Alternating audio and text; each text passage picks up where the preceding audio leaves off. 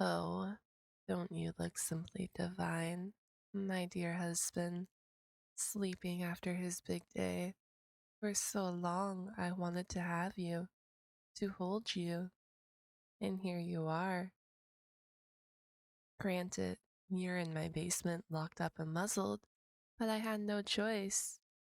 You gave me no choice. Give it time. You'll learn to love me. For now, I can run my hands through your hair, stroke your cheek, kiss your mouth.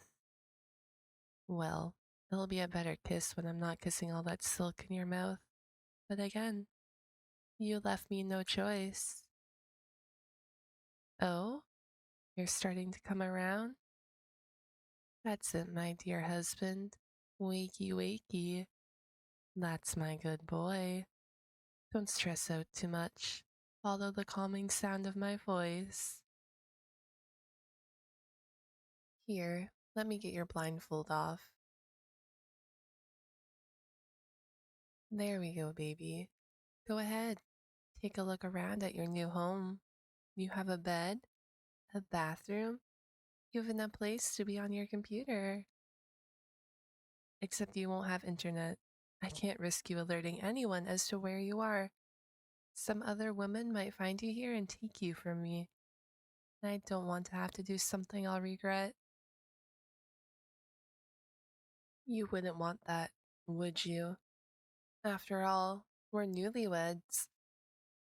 Good boy. Not trying to speak? Not like you could anyway. Now, I need you to listen up, and I suggest you listen carefully. You are here, in my basement. I have you locked up and muzzled.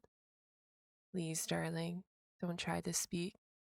This is my time, so keep your mouth shut like I have it now. Good. Like I was saying, you are chained up in my basement. Your chains are on a pulley system in the ceiling.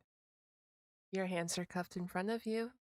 Your legs are shackled with 6 inches of chains to prevent you from running, of course. And your gag is locked in place, ensuring your mouth stays quiet. Why do I have you like this?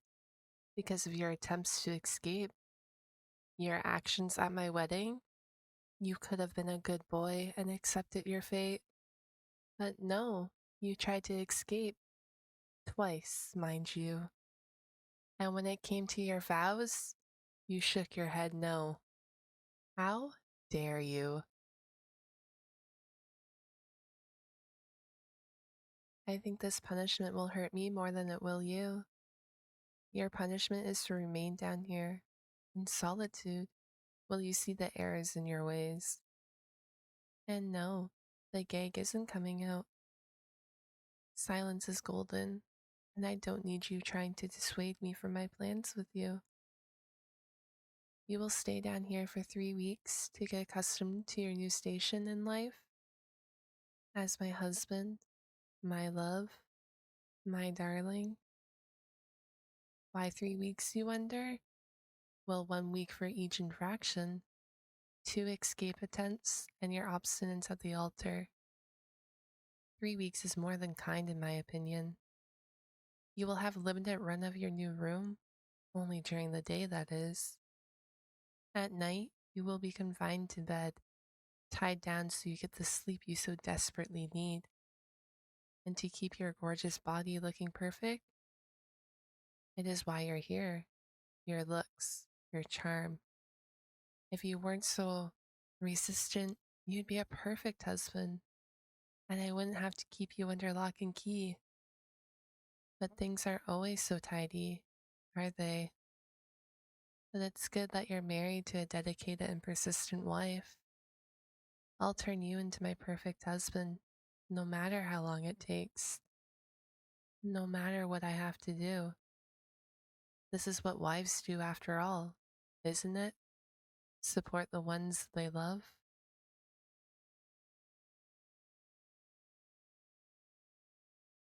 What's that you're trying to say? Oh, right. the thing over your mouth. Let me get that for you. Now that the muzzle's off, let's get that silk stuffing out. It's almost time for it to be changed anyways. But wait, I know you might scream once I remove this gag from your mouth, so let me be perfectly clear. If you as much raise your voice above a whisper, if you say something that you know will upset me, ask to be released, to let you go, then the gag goes back in, and you won't have a chance to ask any questions. Nod if you understand me. I said, nod, honey. Good boy. That wasn't so hard, was it? Now, let me get that gag out of your mouth. There we go. Remember our agreement? Now, I know you have questions. What do I plan to do with you? You're my husband, baby. I'm here to turn you into the best husband ever. A husband other people would be jealous of. Meal times? Right. Since you'll be gagged for 3 weeks, I'll be feeding you 3 times a day. Of course, I'll have to remove the gag, but the same rules apply. If you become unruly, or ask, or say to be let go, or say anything I don't like, well, the gag goes back in and you'll miss out on your meal. And no, it won't be my fault. You've been given the conditions. If you break them, you'll have yourself to blame. Why you? Because I love you, silly. Who else would go through all this trouble? No one will. Because I scared them away. Remember? Not even your family is worried. And since I turned them against you, they'll never come looking for you. A much needed relief for me. I know it still hurts, knowing that it was me that engineered all of this, but I did it because I love you.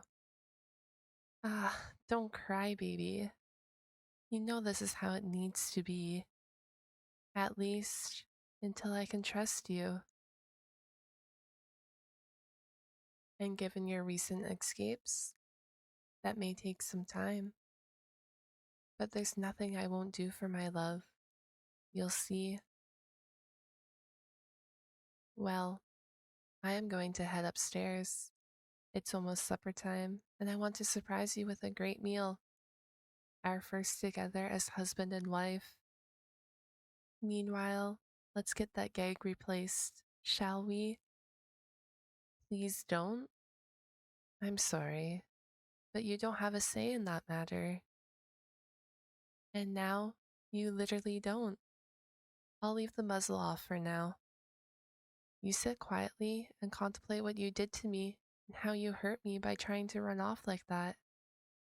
I'll be upstairs making dinner for us. When I get back, I suggest you be on your best behavior. Okay, honey? I can't wait to kiss you without that gag. You be a good husband.